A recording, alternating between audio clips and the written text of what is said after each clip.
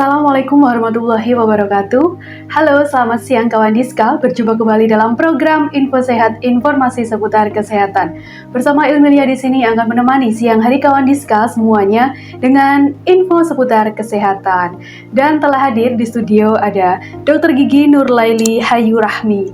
Halo, selamat siang dokter. Selamat siang. Oke, dokter mungkin bisa disapa dulu kawan Diska yang sudah join di IG Live kami di @promkes Kota Madiun. Iya.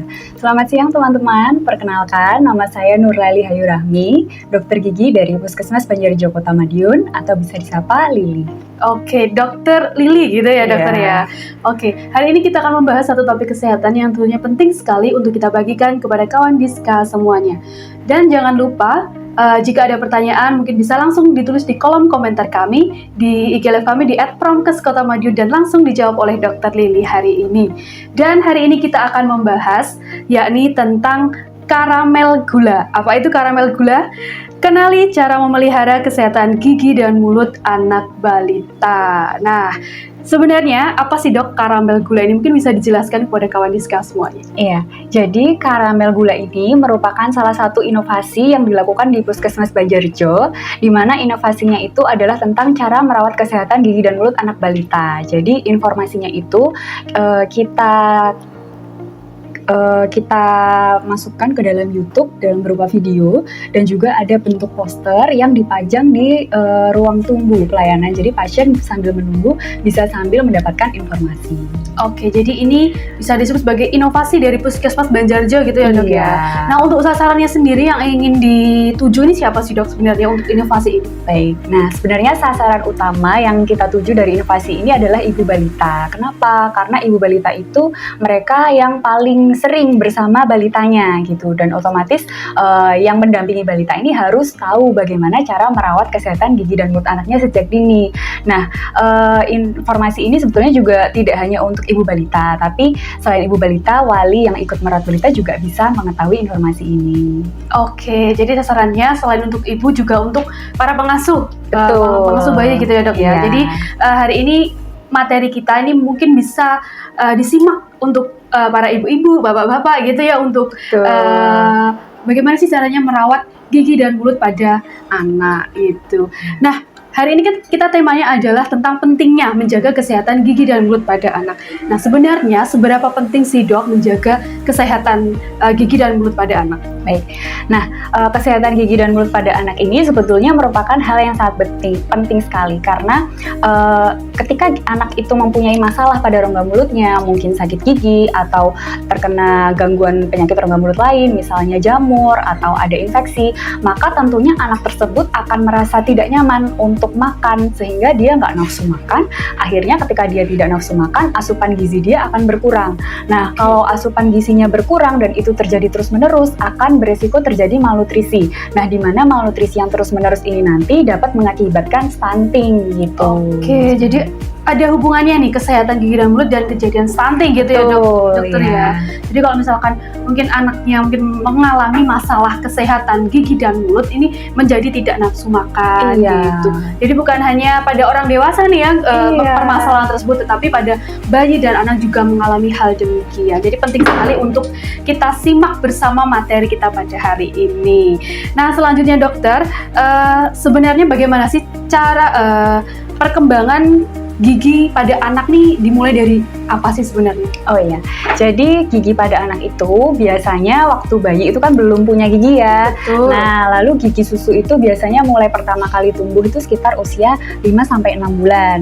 Dan itu akan terus tumbuh sampai berjumlah 20 gigi ketika balitanya itu berusia sekitar 2,5-3 tahun. Tapi di setiap anak ini juga bisa berbeda, tapi rentang usianya sekitar itu tadi. Oke, jadi dari 2-3 tahun gitu ya dok ya, untuk pertumbuhan gigi susu gitu ya? Iya, sampai tumbuh semuanya. Oke. Sebenarnya seberapa penting sih gigi susu ini pada pertumbuhan gigi pada anak gitu ya dokter ya? Iya. Dan fungsinya sendiri gigi susu ini sebenarnya untuk apa sih? Oh iya, jadi gigi susu itu mempunyai beberapa fungsi penting yang mungkin sebagian orang nggak tahu gitu. Pertama, yang jelas dia untuk digunakan untuk makan. Nah, selain untuk makan, itu juga bisa berpengaruh ke rasa nyamannya mereka ketika beraktivitas gitu. Karena kan kalau misalkan mereka sedang beraktivitas tapi ada gigi yang sakit juga pasti kan nggak nyaman gitu. Nah, selain itu, gigi susu itu sendiri sebetulnya punya fungsi untuk menjaga ruang di rongga mulutnya itu sebagai panduan tempat gigi permanennya nanti tumbuh gitu. Jadi ketika ada gigi anak yang rusak, misalkan rusaknya sudah parah yang sampai harus dicabut padahal dia belum waktunya gigi permanennya tumbuh, itu nanti berisiko mengganggu juga karena ketika dia itu lepas terlalu dini, itu ada risiko gigi sebelah kanan kirinya itu akan bergeser ke ruang yang kosong. Jadi nanti gigi permanennya itu malah nggak punya tempat untuk tumbuh gitu. Oke, jadi penting sekali nih ya untuk menjaga kesehatan dari gigi bungsu ini tadi. Gigi susu. Gigi susu. Iya. Gigi susu. Oke. Kemudian mungkin ada kondisi dok, anak mengalami keterlambatan pertumbuhan gigi susu tadi. Iya. Kan tadi disebutkan kalau pertumbuhan gigi susu ini adalah dari usia 0 sampai 2 tahun ya dok? 3 tahun? 2 sampai 3 tahun. 2 sampai 3 iya. tahun. Mungkin ada nggak sih anak yang mengalami keterlambatan pertumbuhan gigi susu tadi? Bisa jadi. Jadi sebetulnya pertumbuhan gigi susu itu juga ada faktor-faktor yang mempengaruhi dia bisa tumbuh sesuai waktunya atau enggak. Salah satunya ketika bayi itu mereka makanannya cuma yang lunak terus dan tidak dirangsang dengan menggigit sesuatu yang agak keras. Nah, itu dia justru beresiko pertumbuhan giginya nanti agak terlambat gitu. Jadi memang ketika memang dia masih fase minum susu ya dia minum susu. Tapi ketika dia sudah harus naik mungkin MPASI, kemudian naik ke tekstur makanan, nah itu sebaiknya diikuti gitu. Karena kalau dia makannya yang lunak terus, itu jadi kurang terangsang untuk giginya tumbuh gitu. Jadi dari segi faktor makanan juga mempengaruhi gitu. Iya, betul. Jadi harus disesuaikan apa yang diberikan kepada anak ini sesuai dengan umurnya gitu. Iya. Oke. Kemudian sebenarnya tanda anak mengalami pertumbuhan gigi ini sebenarnya apa aja sih? Oh ya, tandanya biasanya yang jelas karena ketika akan tumbuh gigi itu giginya dia akan membuka gusinya untuk keluar, jadi akhirnya terjadi peradangan di gusinya itu. Nah, biasanya itu disertai dengan anak yang demam. Nah, cuman demamnya ini juga perlu dicek juga seberapa parah gitu. Kalau dia sudah lebih dari 38 derajat berarti ada kemungkinan dia ada keluhan lain gitu. Tapi kalau demamnya nggak sampai 38 derajat itu dia mungkin mau tumbuh gigi bisa. Nah, biasanya tanda lainnya itu adalah gusinya itu dia terasa gatel, terus panas. Nah, selain itu juga biasanya anak jadi air liurnya lebih terlihat banyak gitu karena dia merasa nggak nyaman itu tadi gitu. Jadi tanda-tandanya ini seperti tadi ada yang disebutkan dokter ini salah satunya adalah demam gitu, lebih dari 38 gitu. Kurang dari 38. Oh, iya. Oke. Kemudian gusi merah dan bengkak dan rasa gatel gitu ya dokter. Iya. Mungkin kalau misalkan pada bayi ini kan tidak bisa mengatakan apa yang mungkin ya sebagai orang tua harus tanggap gitu ya dokter. Iya, betul. Oleh anaknya. Iya, biasanya mereka lebih rewel juga sih kalau ada rasa nggak nyaman itu gitu. Kemudian untuk cara meredakan nyeri pada tumbuh gigi tadi bagaimana? Iya, kalau misalkan dia sudah bisa makan buah atau sayur, itu bisa diberi potongan buah atau sayur yang lunak gitu. Nah, terus selain itu bisa juga menggunakan titer atau mainan yang untuk gigit anak itu. Cuman harus dipastikan titernya bersih ya, karena kan dia masuk ke rongga mulut nanti kalau nggak bersih takutnya malah menimbulkan keluhan lain gitu. Iya. Jadi menggigit benda gitu ya? Iya, menggigit-gigit gitu dia bisa. Boleh kan ya dokter? Boleh, itu bisa meredakan rasa nggak nyamannya dia gitu. Oke, berarti ini informasi baru nih mungkin buat ibu-ibu, buat kawan diskus semuanya bahwa kalau misalkan diberikan benda, namanya apa dokter? Titer. Titer tadi diperbolehkan asal dalam keadaan yang bersih. Iya. Gitu. Kemudian kalau misalkan tadi tanda-tandanya tidak kunjung mereda, mungkin dari demamnya atau dari gusinya, mungkin bisa langsung ke fasiankes gitu ya dokter, diperiksakan? Iya, betul. Kalau misalkan memang anaknya sangat rewel sekali, kemudian nyerinya sangat mengganggu, mungkin boleh untuk diperiksakan ke dokter gigi atau ke fasilitas pelayanan kesehatan terdekat. Nanti akan dicek di sana apakah perlu diberi obat pereda nyeri dan juga pereda demam. Karena kan biasanya ada disertai disertai demam juga gitu. Tapi kalau misalkan sekiranya dengan di rumah itu anaknya bisa dikondisikan, ya nggak apa-apa. Yang penting tetap diberi cara-cara untuk meredakan nyerinya tadi gitu. Oke, yang penting intinya jangan panik gitu ya dokter. Betul, ya. ya. Jangan panik dulu. Kalau misalkan sudah dicoba, kemudian anaknya masih demam, masih mengalami gusi bengkak tadi, bisa langsung ke dokter gigi gitu. Iya. Oke. Kemudian dokter, mungkin ada pertanyaan lagi. Sebenarnya kapan sih waktu yang tepat untuk anak ini mulai memeriksakan giginya? Haruskah saat mulai pertumbuhan gigi pertama atau saat sudah ada pertumbuhan gigi permanen gitu dok? Oh iya, sebetulnya anak itu perlu dikenalkan ke dokter gigi sejak dini gitu. Sejak dini? Ya, walaupun dia nggak punya keluhan apapun gitu. Kenapa?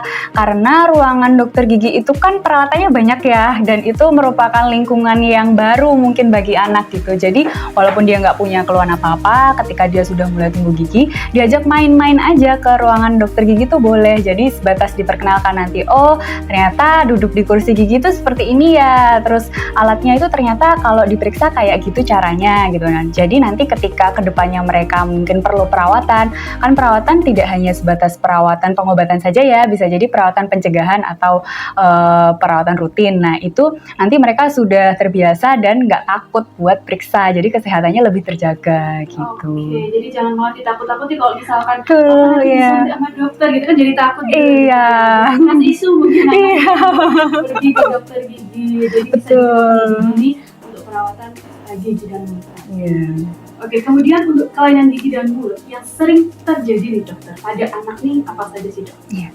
Biasanya memang yang paling sering terjadi itu gigi berlubang ya, atau karies gitu, karena mungkin ya itu tadi kembali lagi informasi mengenai perawatan gigi ini mungkin ada yang belum tahu memang gitu, jadi dipikirnya masih gigi susu, nanti ada penggantinya kok, jadi dibiarin aja. Nah itu kurang tepat gitu, karena kalau dibiarkan nanti bisa menimbulkan keluhan, salah satunya tadi gigi berlubang. Nah kalau gigi berlubang ini dibiarkan, kemudian kumannya itu semakin masuk dan menyebar kemana-mana, nanti bisa menyebabkan infeksi, biasanya berupa abses. Nah itu kalau sudah seperti itu biasanya disertai demam juga. Nah selanjutnya permasalahan yang lain yang sering terjadi itu biasanya jamur di rongga mulut. Jadi ketika bayi itu mereka minum susu dan dibiarkan saja, nggak dibersihkan, itu bisa mengakibatkan timbulnya jamur di rongga mulut. Dan yang lainnya mungkin sariawan, kadang juga terjadi karena anak-anak itu kan aktivitasnya banyak ya gitu. Kadang mereka main-main terus kepentok, akhirnya jadi sariawan, itu juga bisa gitu. Oke, jadi dari yang disebutkan dokter tadi ada karies, jamur, abses, kemudian sariawan. Ini apakah ini penyebabnya ini permasalahan makanan dokter? Makanan manis ini apakah menjadi faktor utama sih adanya penyebab masalah gigi dan mulut pada anak? Iya, jadi sebetulnya faktornya itu tidak hanya makanan manis ya gitu, tapi sisa makanan yang tidak dibersihkan itu bisa menjadi istilahnya dia tempat untuk bertumbuhnya bakteri yang akhirnya dia menimbulkan reaksi perusakan email gigi, jadi berlubang akhirnya giginya gitu. Jadi memang kunci utama perawatan rongga mulut itu membersihkan secara rutin sesuai anjuran gitu, karena kalau dibiarkan terus-menerus dia kotor, akhirnya seiring berjalannya waktu daerah gigi yang tertempeli sama sisa-sisa makanan tadi itu dia akan berlubang. Nah kalau berlubang akhirnya menimbulkan keluhan itu tadi. Jadi memang betul salah satunya makanan manis itu juga menjadi faktor pencetus, karena makanan manis dan lengket itu kan mereka menempel ya gitu. Nah akhirnya jadi lebih mudah terbentuk lubang itu tadi gitu. Jadi faktornya bukan hanya makanan yang manis gitu ya. Jadi ada banyak faktor di luar itu. Iya. Itu adalah sisa-sisa makanan yang tidak dibersihkan. Iya. Tadi disinggung oleh dokter, ini adalah tentang gigi berlubang nih. Nah, cara pencegahan gigi berlubang sendiri ini sebenarnya bagaimana sih dokter? Ini mungkin bukan hanya untuk anak dan balita nih, mungkin untuk orang dewasa juga pengen tahu nih caranya mencegah gigi berlubang ini bagaimana sih dok? Iya, jadi cara untuk pencegahan gigi berlubang itu yang pertama membersihkan gigi dan mulut sebanyak 2 kali sehari dengan sikat gigi ya. Nah sikat gigi ini juga kalau untuk anak-anak itu tergantung mereka sedang fase apa. Misalkan ketika mereka masih bayi dan belum punya gigi, itu cara membersihkan rongga mulutnya bisa menggunakan kasa yang dibasahi dengan air matang hangat. Nah itu diusapkan ke gusi dari anaknya itu gitu. Nah, tapi kalau mereka sudah mulai tumbuh gigi, walaupun giginya itu baru 1 atau 2, itu tetap sudah harus mulai dibersihkan pakai sikat gigi dan pasta gigi. Nah, cuman takaran pasta giginya nanti yang berbeda gitu. Kalau pada anak yang di bawah 3 tahun, itu takaran pasta giginya cukup sebesar beras. Jadi sedikit aja. 1 butir beras? Iya, betul. Nah, sedikit itu sudah cukup. Tapi kalau mereka sudah di atas 3 tahun, itu bisa agak lebih banyak lagi sebesar biji kacang polong. Jadi itu masih aman kalaupun tertelan gitu. Karena pasta gigi yang digunakan itu memakai pasta gigi berfluoride. Nah, itu nanti takarannya itu sebetulnya kalau tertelan itu masih aman. Jadi walaupun anaknya belum bisa kumur, tetap dibiasakan sedini mungkin untuk sikat gigi itu tadi. Kemudian selain itu juga dengan mengurangi konsumsi makanan yang manis sama lengket itu tadi, karena kan agak susah juga ya dibersihkan gitu. Nah, selain itu juga sebetulnya ada pilihan perawatan pencegahan gitu. Jadi selain sikat gigi itu ada perawatan pencegahan yang bisa dilakukan di dokter gigi. Itu namanya adalah perawatan topical aplikasi fluor atau semacam menambahkan fluor ke gigi anak gitu. Nah, ketika itu ditambahkan nanti itu biasanya tergantung bahan yang dipakai apa. Nah, nanti setelah diberi itu biasanya akan meminimalisir risiko terjadinya gigi berlubang. Tapi itu opsional sih gitu. Cuman kalau memungkinkan bisa untuk dilakukan gitu. Oke. Namanya adalah topical aplikasi Fluor, iya. Ini khusus untuk anak, bayi atau untuk dewasa juga bisa, dokter? Kalau ini biasanya direkomendasikan untuk anak sih gitu ya. Tapi kalau dewasa pengen perhatian itu boleh, cuman mungkin efeknya agak berbeda ya di dewasa sama anak gitu. Iya. Jadi didapatkan di puskesmas atau langsung ke dokter gigi klinik? Biasanya kalau di puskesmas kebetulan sementara ini bahannya belum ada. Iya. Ke dokter klinik mungkin gitu ya? Iya, Satu bisa. praktek gitu ya? Bisa. Oke. Tadi disebutkan kalau misalkan pasta gigi ini juga tergantung tingkatan umur gitu ya, dokter ya? Iya. Kalau misalkan masih yang paling kecil tadi sebutir beras gitu ya? Iya. Terus kemudian dinaikkan lagi sebutir kacang Polong. polong. Iya. Nah, yang mau saya tanyakan nih, kalau misalkan pasta gigi ini sebenarnya yang baik, ini sebenarnya sama semuanya baik atau kita harus tepat memilih pasta gigi yang baik sebenarnya untuk gigi ini? Gimana sih, dok? Iya, jadi pasta gigi yang dipilih itu bisa memilih pasta gigi yang mengandung fluoride. Nah, biasanya bisa dilihat di belakang komposisinya itu dia ada fluoride-nya atau enggak. Biasanya dosis yang beredar itu sudah disesuaikan dengan dosis amannya gitu. Jadi itu tadi kalaupun pasta gigi anak-anak yang berfluoride itu, kalaupun tertelan itu nggak masalah gitu. Karena dia dosisnya itu dosis aman yang tidak membahayakan gitu. Yang penting ada kandungan fluoride. Iya. Mungkin buat ibu-ibu nih kalau sekarang mau membeli pasta gigi bisa dilihat di bagian belakangnya komposisinya. Iya. Jangan hanya melihat kandungan rasanya stroberi atau jeruk ya. Jadi harus cermat memilih yang berfluoride itu tadi. Iya. Kemudian untuk obat kumur ini sebenarnya disarankan nggak sih, dokter, untuk anak-anak? Untuk anak-anak ya. Jadi kalau obat kumur itu sebetulnya biasanya penggunaannya itu hanya di kondisi tertentu saja. Kalau memang nggak diperlukan untuk anak sih biasanya nggak diperlukan obat kumur sih gitu. Jadi ketika dia sudah bisa sikat gigi seperti biasa dan sudah bersih, nggak ada masalah di rongga mulutnya, nggak pakai obat kumur itu nggak apa-apa gitu. Karena penggunaan obat kumur yang digunakan terus-menerus itu juga sebetulnya kurang baik gitu. Jadi penggunaan obat kumur itu tidak boleh setiap hari juga kalaupun dewasa, karena dia justru bisa mematikan organisme baik yang ada di rongga mulut, akhirnya malah tumbuh jamur kalau penggunaannya terlalu sering gitu. Jadi penggunaannya hanya sesuai kebutuhan aja.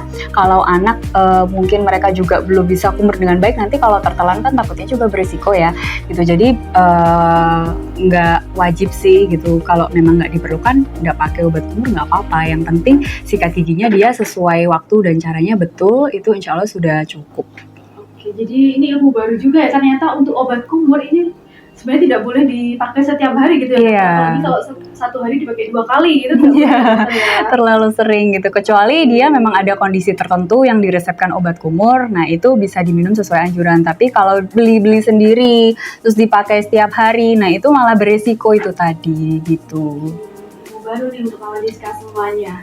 Kemudian dokter, untuk pasta untuk sikat gigi, baiknya nih diganti setiap eh, apa nih dok? Kapan Baiknya, gitu ya? kapan ini dok? Ya, kalau sikat gigi itu biasanya digantinya baiknya tiap 3 bulan sekali gitu. Karena kita kan pakai sikat gigi setiap hari ya, Betul. pagi sama malam sebelum tidur. Nah, otomatis ketika semakin dipakai dia akan istilahnya kayak semakin mekrok gitu. Ya, kalau belum Bulu-bulunya. ganti gitu ya, Iya. sayangnya. Nah, itu selain itu dia kan juga kotorannya nambah terus ya, otomatis Oke. semakin dipakai walaupun kita cuci gitu. Jadi sebaiknya 3 bulan sekali diganti gitu. Karena kalau terlalu lama nanti juga ketika dia udah kasar, udah mekrok semua, nanti malah melukai gusi, menimbulkan masalah lain nanti. Oke, jadi minimal 3 bulan sekali harus diganti gitu ya, dok. Iya. Jangan nunggu sampai mekrok itu tadi. Oke.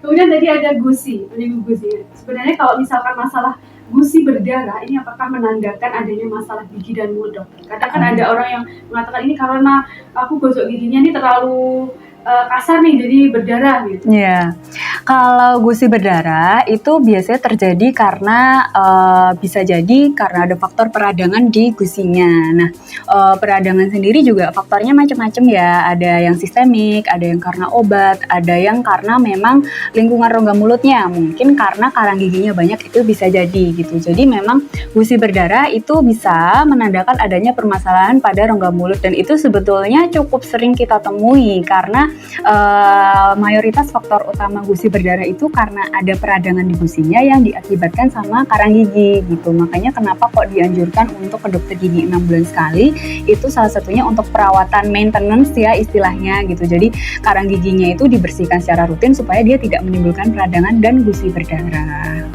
Oke, gitu. Jadi minimal 6 bulan sekali kita harus kontrol rutin ke dokter gigi gitu ya, dokter Iya. ya, untuk scaling gitu tadi gitu ya. Iya, untuk scaling atau untuk cek gitu karena kan bisa jadi giginya itu mulai berlubang tapi kita nggak menyadari karena belum sampai menimbulkan keluhan, padahal walaupun dia belum menimbulkan keluhan kalau dibiarkan dia bisa meluas gitu. Jadi lebih dini dirawat tuh lebih baik karena perawatannya juga kalau semakin parah perawatannya akan semakin lama juga gitu. Jadi selagi bisa dirawat sedini mungkin sebaiknya segera dirawat.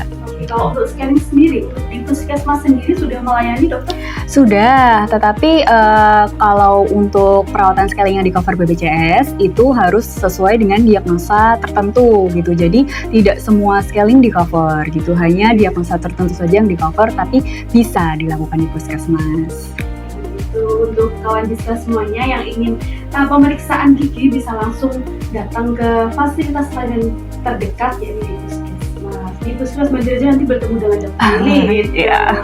Oke, kita kembali ke awal tadi ya, ini karamel gigi gitu dokter. Karamel gula. Nah, ini sejauh ini bagaimana dokter untuk pengaplikasiannya inovasi karamel gigi di puskesmas Banjarjo bagaimana? Iya.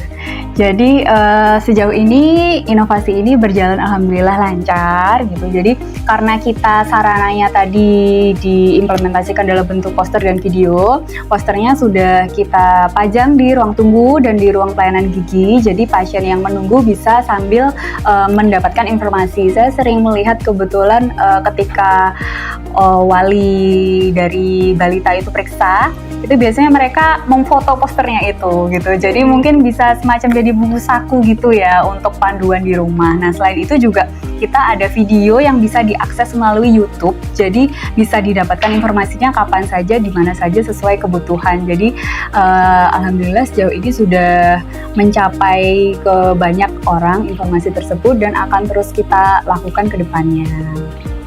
Bisa diakses di channel YouTube Puskesmas Banjarjo. Betul. Apa dokter bisa disebutkan untuk alamatnya? Alamatnya channel YouTube-nya namanya Puskesmas Banjarjo. Nanti bisa di searching namanya Karamel Gula videonya. Oke, bisa dilihat berkali-kali dari kawan Diska semuanya yang ingin mengetahui informasi terkait kesehatan gigi dan mulut pada anak. Oke, kemudian untuk kendala mungkin ada nggak sih dok untuk pengaplikasian inovasi ini sendiri? Baik, untuk kendalanya mungkin gini, sebetulnya kita sudah menayangkan videonya itu di ruang tunggu juga. Cuman kalau di ruang tunggu itu kan cukup ramai sekali ya, dan juga masing-masing ruangan itu kan punya panggilan antrian gitu. Jadi mungkin kadang informasinya itu kurang terdengar sama para pasien di ruang tunggu. Tapi sebetulnya sudah kita upayakan untuk menayangkan di ruang tunggu, dan selain YouTube juga kita menyebarkan informasi tersebut melalui website, kemudian Instagram Instagram Puskesmas Banjarrejo itu juga ada informasinya di sana gitu. Jadi kendalanya itu tadi sih mungkin kalau yang untuk di Puskesmas Banjarrejo, tapi sejauh ini untuk penyebaran informasinya selain dengan disebarkan di Puskesmas, kita juga biasanya membawa posternya itu ketika ada pemeriksaan gigi dan mulut di TK atau posyandu gitu. Jadi informasinya bisa lebih menyebar luas lagi gitu. Jadi edukasinya bukan hanya lewat sosial media, jadi langsung pada saat pemeriksaan juga diberikan edukasi tentang Iya, tadi gitu. betul. Oke, menarik sekali nih. Kemudian dokter, untuk yang terakhir mungkin harapan dan pesan tentang kesehatan gigi dan mulut pada anak, mungkin ada yang mau disampaikan kepada kawan Iya. sehat semuanya? Jadi dari informasi hari ini kami harapkan bisa lebih dipahami lagi bahwa kesehatan gigi dan mulut anak itu sangat penting karena itu dapat menunjang asupan nutrisi yang akan mereka dapatkan. Ketika mereka ada keluhan gigi dan rongga mulut lainnya, mereka akan merasa tidak nyaman, akhirnya mereka nggak nafsu makan. Nah, ketika mereka nggak nafsu makan, akhirnya asupan nutrisinya kan kurang dan itu beresiko stunting juga. Jadi untuk mendukung perkembangan anak sejak dini dan kesehatan mereka sejak dini, mari kita bersama-sama menjaga kesehatan gigi dan mulut anak. Oke, mari bersama-sama kita menjaga kesehatan gigi dan mulut pada anak. Yeah. Oke, terima kasih dokter untuk informasi yang telah disampaikan hari ini. Semoga apa yang disampaikan ini bermanfaat gitu ya dokter ya untuk masyarakat pada umumnya. Yeah. Mungkin kita akan ketemu lagi di episode selanjutnya dengan obrolan yang menarik lagi nih dokter. Mungkin ada pertanyaan, kakak? Tidak ada. Baik, terima kasih kawan Diska semuanya untuk yang sudah join di IG Live kami di @promkes Kota Madiun. Dan jangan lupa untuk tayangan ini bisa disimak kembali di channel YouTube kami di Kawan Diska 5145. Terima kasih untuk semuanya yang sudah bergabung. Ilmu ya pamit undur diri. Assalamualaikum warahmatullahi wabarakatuh.